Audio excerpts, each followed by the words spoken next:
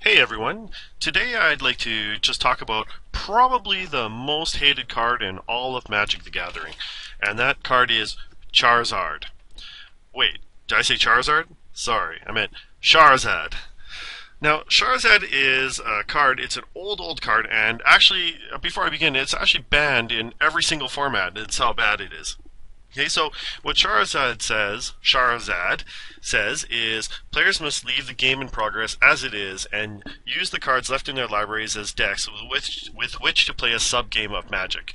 When the sub game is over, the players shuffle these cards, return them to their libraries, and resume the game in progress with the loser of the sub game having his remaining life points rounded down. Now, actually, that's been eroded to actually rounding up, and that's actually pretty important. Effects that prevent damage may not be used to counter this loss of life. The subgame has no ante. Using less than 40 cards may be necessary. So essentially what this means is that the players have to stop the game, take your libraries, and then move somewhere else and basically play a new game. So you just take whatever cards you have in your library, draw a new 7, and just play that game. And whoever wins that game comes back and nothing really happens to them. You just shuffle your libraries and keep going. But the loser loses half of their life points rounded up. And it's important that it's rounded up because eventually you would get to 1 point, and then if it was rounded down, you would lose only 0, and then you couldn't actually lose out the game. Now the problem with this is that it just makes Magic the Gathering games take forever. And that's what people really hate about this card. Or some people really love it. I actually kind of think it's funny as a troll card, but I would never actually play it because I don't want to waste my, next year or so just playing Magic the Gathering. So I'll give you guys a sample deck of how this kind of works in play. Now, I'll talk about the cards, and then I'll talk about how this deck is supposed to win. So we start off with Shahrazad, of course, as a 4-of. Actually, all of these cards are pretty much a 4-of. So we have Shahrazad, and that's going to basically get us into sub-games as soon as possible with only 2 white cost. I toyed around with playing this mono white, but that's kind of difficult, so I went white blue. Now, if you've watched some of my other decks, you'll know that Fog Bank is one of my cards that I really like a lot. 2 mana defender, one of anything in a blue, flying, prevent all combat damage, so it's a great early blocker. 4 Snapcaster Mages. Now, Snapcaster Mage is nice, not because he has a great body, but because 2/1's not really that great. But when you play him, he has Flashback, and he has Flash. So once you have 4 mana on the field, as long as you have 2 white and a blue, and anything else, you can play Snapcaster Mage, and then you can recast your Shahrazad with Flashback from your graveyard. After that, we have 4 Sun Titans. Now, Sun Titans there so that we can, if you swing in with your Snapcaster, then you can get your Sun Titan out and recur your Snapcaster afterwards, and then cast Shahrazad again. Okay, so there's just lots of ways to cast Shahrazad here, and Sun Titan's also a nice way to close out the battle. 6/6 with Vigilance is, a pretty good beater on the field. Now, after that, we also have a 4 of Twin Cast. That's 2 blue to copy an instant or sorcery spell. So what we can do is you can cast Shahrazad, go play your sub-game. When you come back, immediately cast Twin Cast, and then you got to play another sub-game again after that. Okay, and then 4 Detention Spheres. That's just pretty much for defense. 4 Ensnaring Bridges, and again, that's just for defense again, to make sure that your opponents can't attack you in the meantime. 4 Ghostly Prisons, once again for defense, so we're just basically trying to lock them out with a prison-style deck, and then just play Shahrazad over and over again.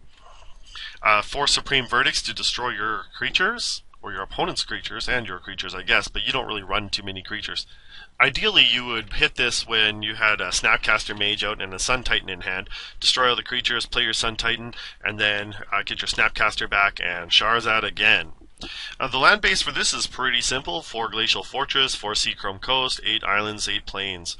And that's pretty much the deck. Now, the primary win condition of this is just that your opponent would concede right away. As soon as they see what you're doing, they probably don't want to play, and they'll just quit. The secondary win condition is old age. So make sure that you're younger than your opponent, because that way if you're going to play so long, they'll probably just die of old age if they can't concede. And make sure that you're well supplied before you go into a match like this. So bring lots of water and food, like maybe a couple days worth, maybe some caffeine pills to stay awake, and that way you can finally beat down your opponent after a couple days. The funny thing is that with Shahrazad is that when you play your sub game, you can play Shahrazad in that sub game over and over again. So you can get games within games, right? So it's like Inception. You have like games within games within games within games, and you're just playing a ton of games.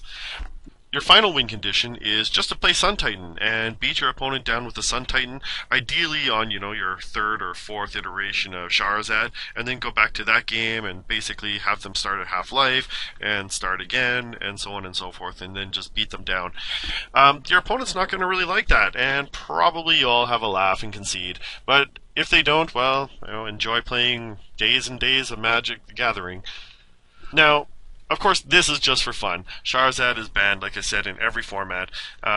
But it's a nice one to proxy up. I definitely wouldn't buy it. This deck, as I've constructed it right now, costs about $800 in paper, $200 online, and you cannot get Shahrazad online. It's not available on MTGO because it's banned. So it's not really a real deck to play, but I think it's fun if you're playing casual just to break it out.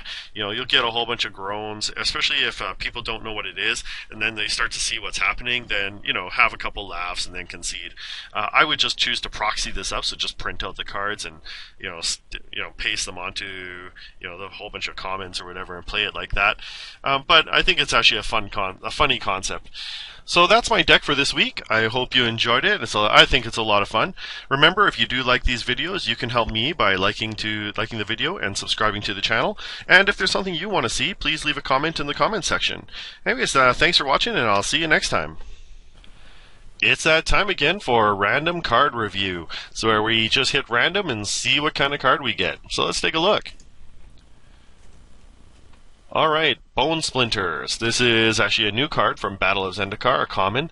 As an initial cost to cast Bone Splinters, sacrifice a creature, and then destroy target creature. Actually, this isn't too bad. I would say, especially in Limited, it would be awesome to just flat out destroy target creature. This would be actually really, really strong, especially if you have a bunch of tokens or something like that, which are readily available in Battle for Zendikar. So a lot of times you have these Eldrazi tokens or other things like that, or zombies and stuff. Then basically you can just sacrifice that, cast this for 1 and just straight up destroy another creature. That's actually pretty amazing. The only one of the downsides is that it's sorcery speed, but other than that, that's pretty awesome. So I'd give this, definitely agree, this is 4.5 or 5 stars, depending on the format, and depending how you're playing. If you don't have a lot of creatures, then obviously it's not going to do very good. But in the right hands, in the right deck, this could be amazing. So yeah, great pick this week, and see you next time.